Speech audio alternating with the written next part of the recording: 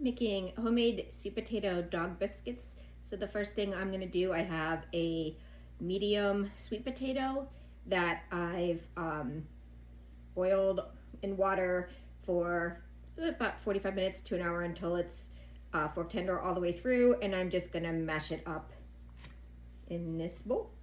And you want it to look just about like that. We have our mashed sweet potatoes in a bowl, and then I'm gonna add about a half a cup of peanut butter.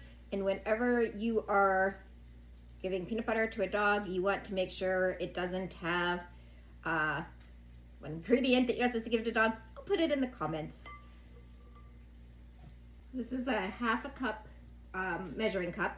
We're gonna put 2 like little bit rounded scoops of oat flour in. So dogs have an easier time digesting oat flour than like the bleached white flour. So we've got 2 rounded halves, so a little bit over a half, a little bit over a full cup of oat flour, maybe about 1.25 cups if you're measuring more specifically.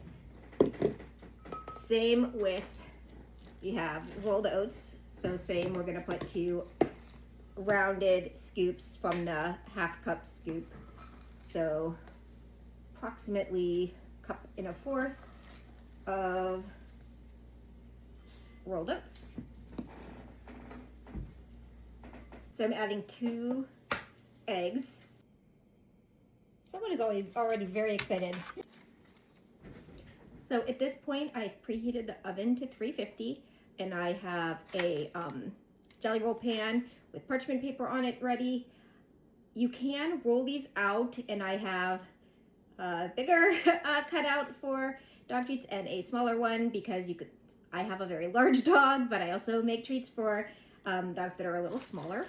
And if you were going to roll it out, if I was going to roll it out, I would probably want the dough to be a bit stiffer so that it rolls nicely and it isn't quite so sticky. So then I would just add probably another 1/4 cup of both the oat flour and the rolled oats if I wanted to roll it out.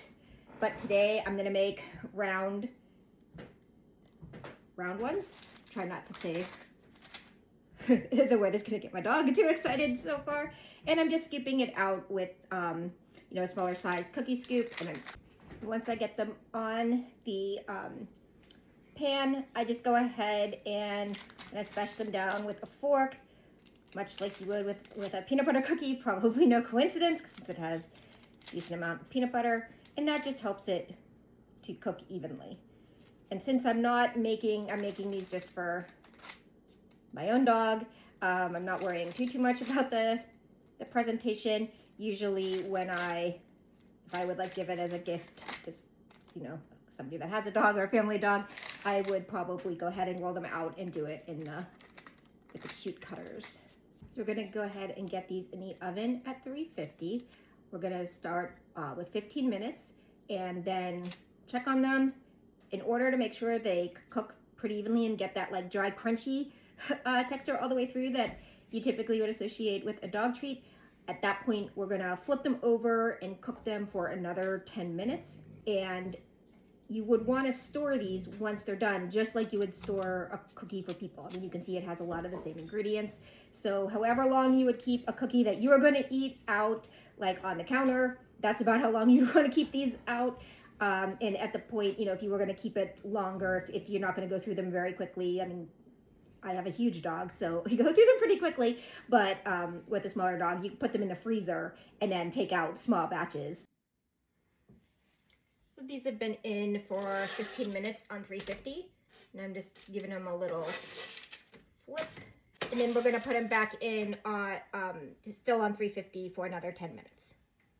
They're out of the oven. They look like this. A treat? Yeah.